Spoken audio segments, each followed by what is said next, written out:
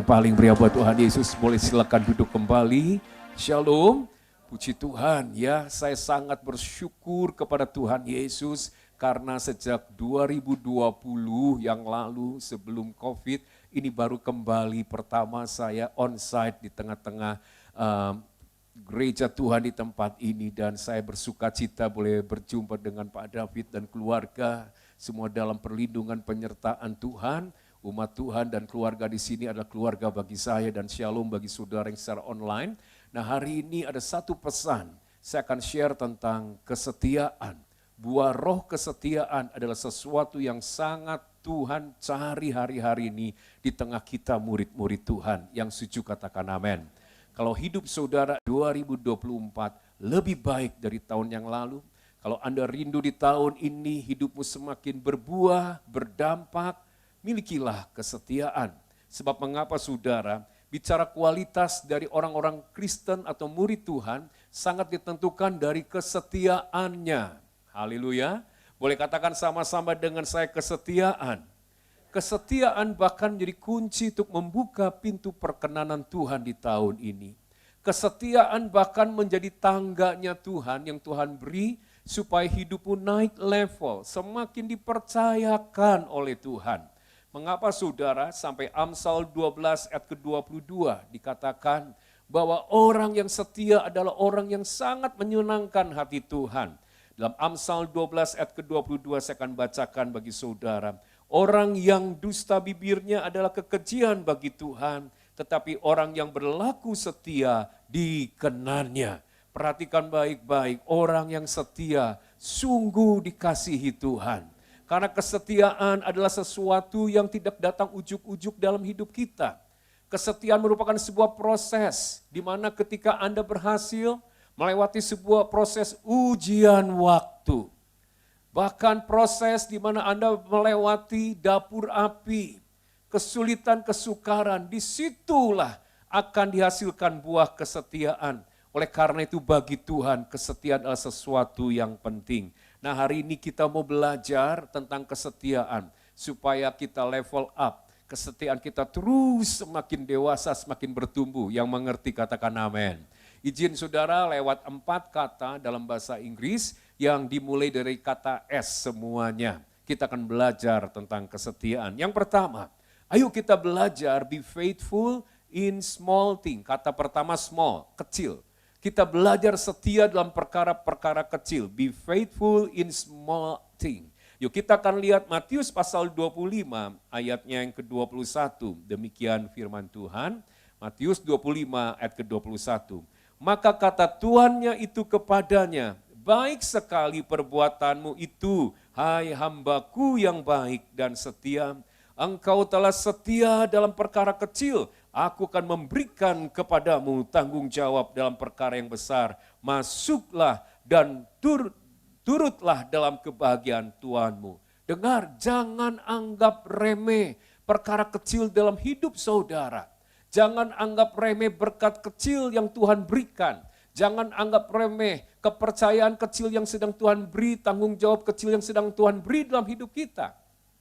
Karena hal yang kecil itu hari ini yang sedang di tanganmu akan menentukan siapakah Anda esok hari di mata Tuhan. Apakah engkau orang yang memang bisa dipromosi oleh Tuhan atau tidak di hari esok? Ditentukan dari respon dan sikapmu terhadap berkat yang kecil. Bahkan hal-hal yang tidak mungkin kita pernah anggap itu sesuatu yang berarti. Tetapi dengar dalam kerajaan Tuhan. 1 Korintus 12 ayat 23. 1 Korintus 12 ayat 23. Dalam kerajaan Tuhan, Tuhan mengajar, jangan pernah menganggap remeh hal-hal kecil. Ayat ini ngomong apa? Ya, boleh saya bacakan, kalau saudara bisa buka handphone saudara, boleh juga bersama-sama. 1 Korintus 12 ayat 23, perhatikan. Dan kepada, makasih, anggota-anggota tubuh yang menurut pemandangan kita, apa saudara, kurang terhormat. Kita berikan penghormatan khusus. Selanjutnya, yuk sama-sama. Dan terhadap anggota-anggota kita yang tidak elok, kita berikan perhatian khusus. Lihat, ini yang Tuhan ajarkan. Kita murid-muridnya. Mengapa ada banyak murid-murid Tuhan susah diangkat oleh Tuhan? Bukan karena dia nggak sanggup, tapi karena perilaku murid-murid Tuhan hari-hari ini menganggap remeh. Berkat kecil, tanggung jawab kecil, ya sesuatu yang biasa. Padahal Alkitab tidak pernah mengajarkan kita menganggap remeh hal-hal itu. Orang yang kurang elok, bahkan orang yang dianggap mungkin tidak terpandang, beri penghormatan khusus. Itu yang Yesus contohkan. Contoh ya, Matius 15, kalau Bapak Ibu lihat, Matius 15, di dalam ayatnya yang ke-34 sampai 36.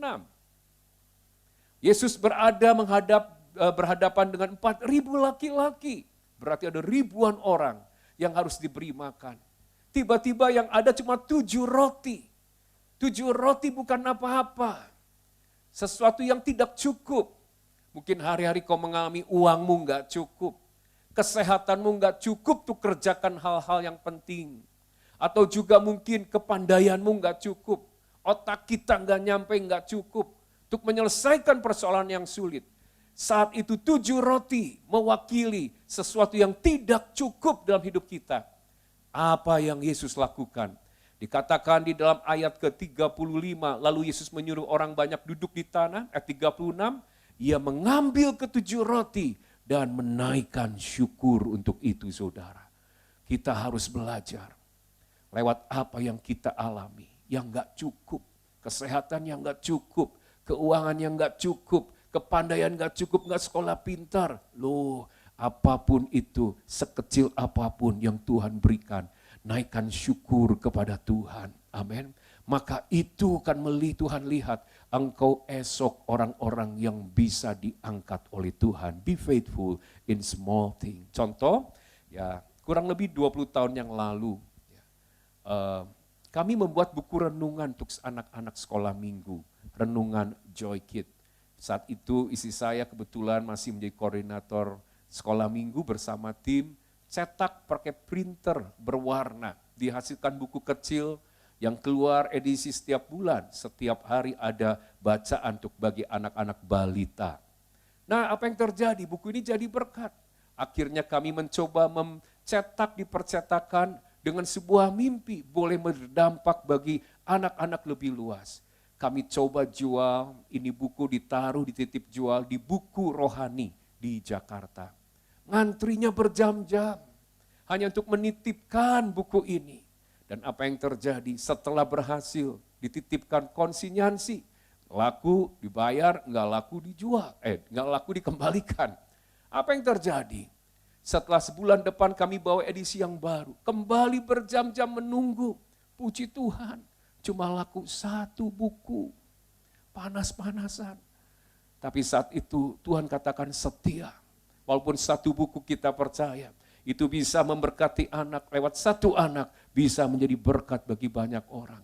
Hari ini saudara, Tuhan izinkan lewat buku itu, sudah ribuan buku setiap bulan, hampir 20 tahun dicetak, dikirim ke Papua, Kalimantan, banyak ke kota-kota saudara. Memang banyak yang gratis, tapi juga ada yang beli saudara. Dan yang luar biasa, percetakannya free, gratis. Tepuk tangan yang paling meriah buat Tuhan Yesus. Seandainya dulu kita sudah menyerah, dulu kita membandingkan 1 buku yang laku dengan ministry pelayanan hamba Tuhan lain yang besar. Dan kita mulai respon kita menggerutu, mulai kita melihat ini mungkin bukan jalannya Tuhan. Dan kita mulai mundur. Kita enggak setia dalam hal kecil, hari ini tidak akan terjadi. Dan yang lebih luar biasa, lewat buku renungan Joy Kid, hari ini kami ada sekolah Joy Kid. Dari PAUD, SD, dan SMP. 400 anak setiap hari ada bersama kami. Gereja banyak yang besar, yang jemaatnya puluhan ribu. Tapi mereka mungkin hanya bisa menghandle 1 jam anak-anak dalam 1 minggu. Tapi Tuhan percayakan, kami mungkin bukan gereja besar, tapi setiap hari 400 silih berganti. Dari bayi sampai SMP. Terus mereka keluar bayi sampai SMP. Dan mereka dididik takut Tuhan, cinta Tuhan. Dan kami renungkan itu dimulai dari mana? Sesuatu yang kecil, small thing, renungan Joy Kid. Hari ini mungkin ada berkat-berkat kecil dalam hidup saudara. jangan anggap remeh, bersyukurlah. Lakukan dengan respon segenap hati. Kolose 3:23. Oh, apapun yang kau kerjakan segenap hati seperti untuk Tuhan. Lakukan itu sebagai worship, penyembahan buat Tuhan. Beri yang terbaik walaupun itu mungkin hanya warung kecil. Walaupun kita hanya mungkin driver online, walaupun kita hanya dipercayakan kelompok kecil, kita layani segenap hati dengan yang terbaik. Sebab ketika engkau diuji dalam perkara kecil, kesetiaanmu akan menentukan sebuah tangga yang besar yang akan membuat Anda naik, dipercayakan yang lebih besar di hari esok. Yang mengerti tepuk tangan yang paling meriah buat Tuhan Yesus. Kata S pertama tadi adalah small, kecil. Yuk kita lihat kata S kedua dalam bahasa Inggris adalah secret. Artinya rahasia. Gereja, murid Kristus, be faithful in secret thing. Artinya belajarlah setia dalam perkara-perkara rahasia. Saya ulangi, rahasia dalam hidupmu. Yuk katakan sama-sama dengan Pak Henry, rahasia. 1, 2, 3, rahasia. Saya pendeta, saudara siapapun saudara, pebisniskah, sebagai tentara, guru, polisi, apapun semua orang di muka bumi, memiliki kehidupan, area hidup rahasia dalam hidupnya. Di mana enggak mau ada orang tahu. Contoh saudara, mohon maaf. Ketika ada perempuan cantik lewat, apa yang ada di benakmu? Rahasia. Ketika yang namanya mungkin engkau tidak suka dengan seseorang, dan engkau membicarakannya di belakang orang itu, rahasia. Atau saudara, ada banyak hal, anak-anak muda, mungkin di waktu santai kita dan internet kita masih kuotanya banyak. Apa yang kau lihat di handphonemu? Beranikah engkau memberikan kepada seseorang untuk lihat histori handphone yang apa yang kau baca, kau lihat? Rahasia.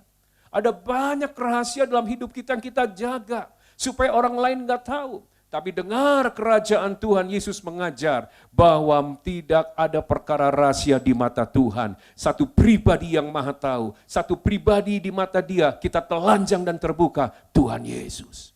Oleh karena itu dalam hal-hal rahasia, ayo setia di sana. Jaga kekudusan, jujur, pegang integritas. Sebab mengapa? Waktu Anda belajar yang namanya setia dalam hal-hal rahasia dalam hidupmu, disitulah engkau akan menjadi sesuatu yang menyukakan hati Tuhan. Boleh tepuk tangan yang paling meriah buat Tuhan Yesus, haleluya. Dengar, jadi orang Kristen murid Tuhan, jangan munafik. Artinya apa? Punya kehidupan ganda. Wah, kalau di gereja luar biasa saudara. Nyambut orang, kata shalom itu seperti musik. Ada nada dasar C, shalom. Nah saudara, apalagi yang datangnya pegeden, orang besar, overtune, shalom, apa kabar saudara. Begitu merdu saudara. Padahal di rumah, istri atau suami, anak atau mantu, siapapun, pembantu, gak pernah dengar suara yang semerdu itu. Yang ada teriakan Tarsan kalau manggil bibi saudara. Satu RT kenal dan tahu saudara. Itu munafik. Biarlah tidak ada hal rahasia. Kalau di gereja engkau sikapmu bagus, di rumah enggak rahasia. Tuhan tahu. Kita harus setia di perkara-perkara rahasia. Di sana pun kita harus jaga sikap kita, perkataan, amin, pikiran kita. Walaupun enggak ada yang tahu apa yang kau pikirkan, jaga pikiranmu tetap benar dan kudus. Walaupun gak ada orangnya, jaga perkataanmu, jangan ngomongin di belakang saudara. Sebab orang-orang yang menjaga kebenaran, kejujuran, kekudusan, integritas, walaupun tidak ada mata orang melihat, engkau sedang menghormati Tuhan Yesus. Amin. Tepuk tangan yang paling meriah buat Tuhan. Saya pernah diajar Tuhan, ya, pernah yang namanya ditegur, ya. Suatu kali saya ini terluka dengan salah satu orang ya di Tasikmalaya. Loh, saya kan hamba Tuhan. Ini kejadian udah belasan tahun yang lalu. Gak mungkin kan saya membukakan. Suatu kali saya sedang ada di perairan internasional di atas perahu. Saya bersama istri dengan sahabat saya. Itulah waktu yang paling tepat saya untuk curhat membicarakan orang itu saudara. Loh, pendeta pun harus keluar kan. Kalau dipendam terus saudara, nanti kulit tambah kering. Seperti alpukat yang matang enggak, busuk juga enggak saudara. Keriput di mana-mana karena nahan semua racun di dalam. Kebetulan jauh dari Tasik. Tidak ada orangnya. Di perairan internasional, internet pun tidak ada. Jadi saudara saya mulai ngobrol, ini lagi ngobrol, nunggu lift terbuka untuk naik ke lantai berapa di perahu itu saudara. Jadi waktu kami ngobrol-ngobrol, lift mulai turun dan terbukalah pintu lift. Orang pertama yang keluar dari pintu lift, orang yang sedang saya omongin saudara. Saya seperti disambar geledek, waduh, langsung saudara nada C, Shalom, apa kabar? Kok bisa ketemu di sini? Kok bukan di Tasik? Sampai saya gemetar, Roh Kudus ngomong apa? Munafik loh. Munafik saya. Bagi saya itu rahasia, nggak ada orangnya. Tapi bagi Tuhan nggak ada perkara rahasia. Satu ayat boleh dibuka, Ibrani 4 ayat 13. Ibrani 4 ayat 13 berkata apa? Ya. Dan tidak ada satu makhluk pun yang tersembunyi di hadapannya, di hadapan Tuhan Yesus. Sebab segala sesuatu telanjang dan terbuka di depan mata Dia, yang kepadanya kita harus memberikan pertanggungan jawab. Amin. Walaupun Anda di kamar mandi, nggak ada yang tahu kau lakukan, tapi Tuhan tahu. Walaupun saudara sedang menyendiri, tidak ada yang tahu apa yang kau pikirkan, Tuhan Maha tahu. Oleh karena itu bertanggung jawablah, setialah dalam perkara-perkara yang rahasia. Oke, kata S ketiga. Kata S ketiga kita lihat adalah kata sacred. Sacred ini adalah sakral, sesuatu yang suci. Contoh, pembacaan Alkitab setiap hari dalam hidupmu itu sesuatu yang suci, yang sakral. Saat teduh engkau berdoa kepada Tuhan itu sesuatu yang suci. Amin. Ketika engkau mempersembahkan persembahan kepada Tuhan itu hal-hal yang suci. Waktu engkau berdoa, berbahasa roh, memuji, menyembah, berdoa, puasa, engkau membaca Alkitab, merenungkan, memperkatakannya, itu adalah perkara-perkara yang suci. Dan dengarkan baik-baik saudara, ini waktunya. Terlalu banyak pendeta, hamba Tuhan saudara, atau pengerja, untuk hal-hal yang bagus, sehat, rutin loh dilakukan setia. Contoh, nge-gym saudara. Wah, ototnya besar saudara. Enggak salah, silakan. Contoh, naik sepeda. Oh enggak apa-apa, itu sehat. Tapi pertanyaannya, apakah mereka memiliki kehidupan baca kitab suci setiap hari? Doa saat teduh setiap hari? Justru saya katakan, engkau yang dari sejak dulu sampai sekarang setia. Engkau tetap membaca kitab suci, perkatakan, renungkan, menghafalkan, berdoa kepada Tuhan rutin setiap pagi dalam hidup saudara. Dari dulu, walaupun engkau menghadapi musim yang sulit, engkau tetap setia dalam hal-hal itu.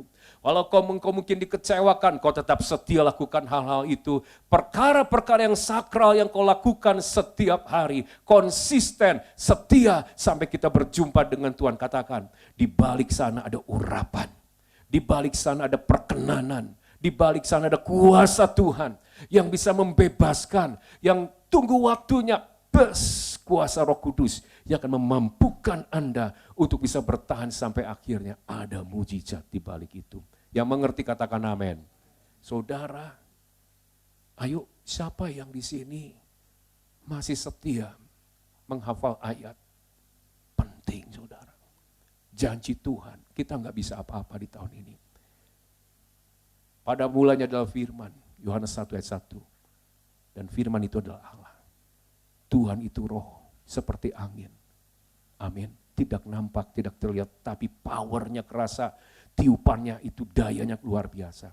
Tapi dia nyatakan pribadinya lewat firman. Saudara harus banyak baca kitab suci, hafalkan. Saya nggak pernah lupa. 20 tahun lebih lalu sebelum saya jadi hamba Tuhan sepenuh waktu, jatuh dalam lembah depresi. Saudara, makan obat, nggak bisa nafas, ketemu orang takut. Dokter Lukas Kabul, saya masih ingat, itu langganan saya saudara. Sampai suatu kali, saya hanya berdoa kepada Tuhan, Tuhan, aku minta sembuh, aku minta hanya bisa nafas, bisa tenang, cuma itu. Tapi suatu kali ketika saya membaca kitab suci, ada satu ayat yang berkata dalam Efesus 2 ayat 10, engkau ini buatan Allah, diciptakan ulang dalam Kristus Yesus untuk melakukan perkara-perkara besar, perkara-perkara ajaib yang sudah dipersiapkan Tuhan sebelumnya, dan Tuhan Yesus ingin engkau ada di dalamnya. Di saat itulah ada kuasa dalam kitab suci yang saya ucapkan, perkatakan, membangkitkan iman saya, membuat mimpi saya jauh lebih besar. Waktu saya lihat cermin saya katakan, Tuhan, aku enggak minta hanya sembuh, aku minta jadi hamba-Mu, berdiri di depan ribuan orang, memberitakan Injil dari desa, kota, bahkan bangsa-bangsa. Saudara, kitab suci itu saudara, waktu diucapkan, saya tetap depresi. Bertahun-tahun ribuan kali menginjak perasaan yang namanya berjuang dengan depresi. Tetapi benih ilahi itu tidak mengecewakan. Hari ini 23 tahun sepenuh waktu saya melayani Tuhan. Perjalanan saya adalah firman-Nya, saudara. Halo, masih kau setia dengan firman yang kau perkatakan dan ucapkan? Lukas 8 ayat 11 dikatakan, firman itu adalah benih. Katakan sama-sama dengan saya, benih. Saudara, ketika saya SMP, 6 SD masuk 1 SMP, saya sering duduk di depan toko papa mama saya. Karena di depan ada seorang ibu yang jualan benih.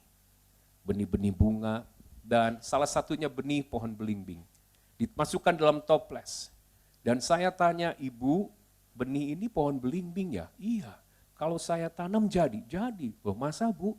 Saya lihat udah 6 bulan itu ditutup terus, nggak ada udara, nggak bergerak. Ini benih, ini apa, benda mati Bu? Oh enggak, ini tanam itu jadi. Saya masih ingat, saya beli, saya tanam di belakang rumah mama papa saya.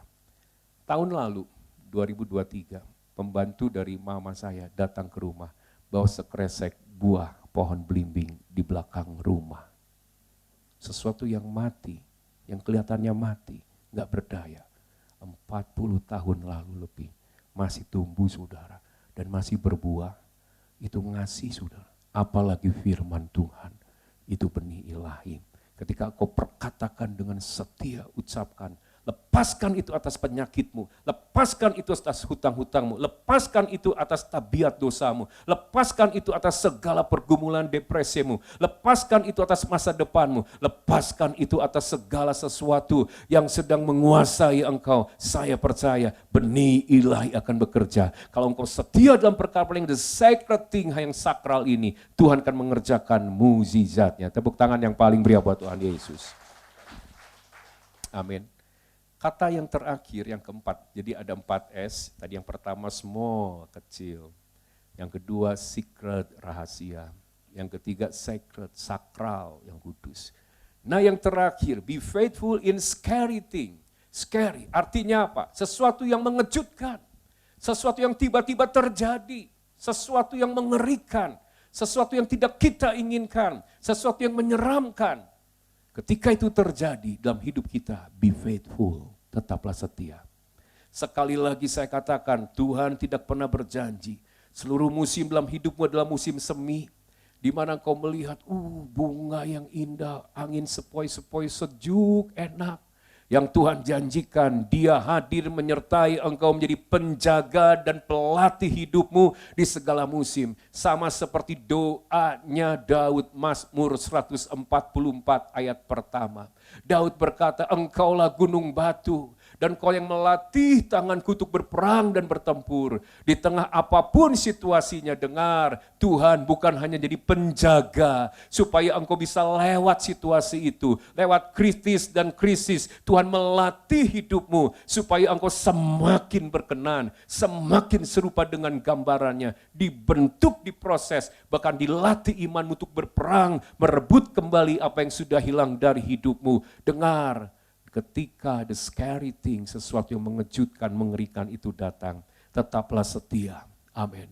Waktu kau berdoa seolah-olah Tuhan belum menjawab, Seolah-olah penyakit tetap ada, seolah pintu tertutup, seolah-olah semakin berat dan bertambah masalah demi masalah. Tetaplah setia kau berkata, Yesus engkau juru selamatku. Yesus engkau tetap Tuhan yang aku layani. Yesus engkau tetap Tuhan yang aku beritakan. Yesus engkau tetap Tuhan yang aku layani. Dan aku sembah saudara, be faithful in scary thing. Yang setuju katakan amin.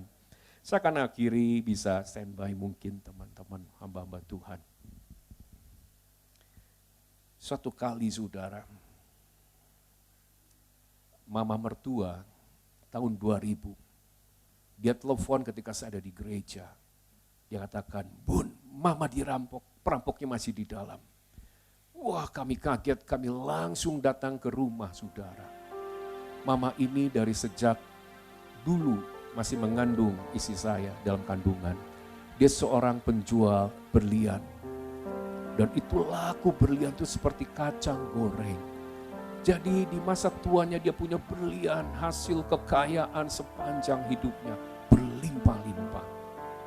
Dan dia simpan di safety box saudara di satu bank. Karena saat itu ada undangan keluarga dekat. Diambillah satu kantong besar penuh dengan berlian dan batu permata, hasil sepanjang hidupnya. Ditaruhlah di lemari. Sore hari ada para seperti orang-orang anak-anak muda dengan pakaian rapi mengetuk pintu. Dan waktu dibuka menanyakan sesuatu. Dan ketika ditutup itu dia langsung ganjal dengan kakinya dan langsung mendorong dan pistol ditodong. Adik-adik Bu Nana waktu itu belum menikah masih, ada yang SMA perawan semua. Itu diikat bersama mama. Mamanya bisa bahasa roh. Dan apa yang terjadi saudara? Saat itu mereka dimasukkan dalam kamar mandi. Dia bisa langsung tahu tempat ambil dan langsung pergi membawa yang namanya kantong semuanya itu. Dan dia naik ke lantai 3, rumahnya besar saudara, naik entah ada di mana. Jadi mama berhasil keluar, dia telepon kami, mama dirampok. Tempat rumah itu kami kepung dengan masyarakat dan polisi, waktu dicari sudah tidak ada. Yang saya khawatirkan bukan berliannya, mama. Mama sebagai single parent, saya takut dia sakit jantung, saya takut dia menjadi drop. Tapi yang luar biasa, satu hal yang membuat saya terheran sampai sekarang terngiang-ngiang di telinga saya tahun 2000. Bun, mama bersyukur sama Tuhan Yesus. Mama kurang apa? Dia seorang hambanya yang setia. Dia setia memberi makan hamba-hamba Tuhan, membantu pendeta-pendeta. Dia setia mengembalikan persepuluhan. Dia seorang setia di bendahara gereja. Satu gereja di tahun 70 sampai saat itu saudara. Dia hamba yang setia. Tapi yang scary thing, sesuatu yang mengejutkan terjadi. Disitulah diuji. Mama dengan berkata, mama doain itu perampoknya. Biar diberkati Tuhan. Dan biar Tuhan yang bisa ganti bagi anak cucu. Bayangkan semua hilang. Tinggal yang tersisa yang dipakai oleh Ibu Nana saudara. Yang lainnya itu tidak ada. Jadi tidak memiliki satu berlian pun sampai sekarang. Semua hilang. Tapi di tengah kejadian itu dia tetap setia. Untuk bersyukur. Dan dia bernyanyi. Dia tetap kuat. Kami tidak tahu mungkin hatinya remuk. Tapi dia tetap berkata, engkau tetap Tuhan. Amin. Dan 2020, 2 minggu sebelum menikahkan, scary thing, sesuatu yang menyeramkan terjadi. Dia sakit. Yang sehat gak ada apa-apa, tiba-tiba sakit. Di rumah sakit di Bandung kami bawa. 2 minggu sebelum kami menikahkan, cucu pertama dari mama ini. Dokter berkata kanker pankreas. Saya saksi hidup bersama istri. Dia tetap setia, dia bahasa roh, dia nyanyi, dia nyembah Tuhan. Bahkan dia tetap setia, dia minta laptop. Kenapa? Dia ketuaku. Ini hari-hariku, dia di tengah penuh infus. Dia panggilin orang-orang. Kemudian besok dia ingat itu hari Selasa. Belum dikasih makan para full time. Dia setia. Dan dia berkati semua orang rumah sakit. Saya menangis kenapa ada warisan. Karena pikir saya dia akan lewat. Dokter sudah kata, kanker pankreas nggak ada harapan. Kalau ada harapan setahun kurang dan lewat. Tapi yang saya lihat, dia tetap setia percaya. Dia ngomong, Bun, jangan takut ya. Mama, kalau mati, mama sama Tuhan Yesus. Wow. Saya merasakan peace, damai, sejahtera dalam rumah sakit itu. Walaupun hati saya hancur, 2 minggu lagi mau nikahin. Ini mama seperti mau mati, saudara. Tapi dia ngomong begitu, jangan takut. Tapi mama percaya, mama bakal datang ke tempat anakmu menikah. Jangan dibatalkan, mama akan datang. Dan dia tetap percaya, ngomong sama dokternya. Kita nggak tahu dokter kepercayaannya apa. Dokter, Tuhan Yesus sudah sembuhkan Oma. Dokter boleh belah, usia 82 lebih waktu itu. Perut Oma, dokter kan bingung cari dagingnya, hilang loh dok, hilang. Dokter tuh bingung saudara, wih dasar mungkin orang tua saudara. Iya Oma, masuk ruang operasi ngomong lagi, dokter ingat ya, dokter buka perut Oma, hilang loh itu dagingnya. Yesus sudah sembuhkan. Dan apa yang terjadi? Waktu dibuka, harusnya berjam-jam, setengah jam kami dipanggil. Saya sedang berdoa di lantai 8 Rumah Sakit Santosa.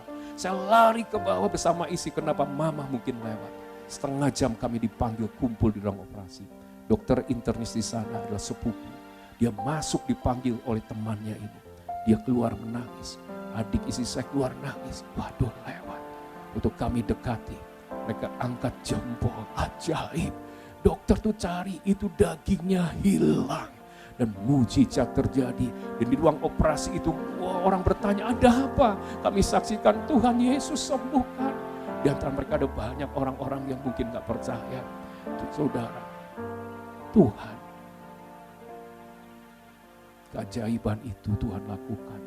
Dan saudara tahu dimulai dari mana? Dari sejak dulu dia diuji, teruji di mata Tuhan.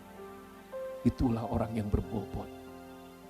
Anda itulah berlian-berlian di mata Tuhan. Berlian sejati bukan yang ini.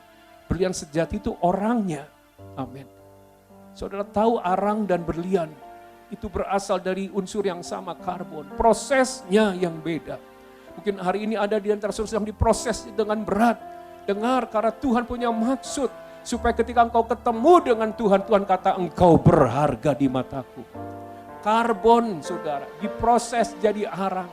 Oh dia hanya berguna sih tapi untuk bakar jagung dan sate saudara. Harganya 1 kilo 8.000 10.000. Tapi berlian saudara diproses dengan sangat berat, sangat sakit, sangat panas. Tapi scary thing sesuatu pun yang menakutkan. Be faithful, setia, tetap setia. Karena Tuhan tidak pernah meninggalkan. Tuhan hanya ingin memunculkan dan melihat para penyembah murid-muridnya sungguh berkenan di hadapannya. Hari saya nggak tahu keadaan saudara. Kalau engkau sedang menghadapi pergumulan, pesannya setia, setia.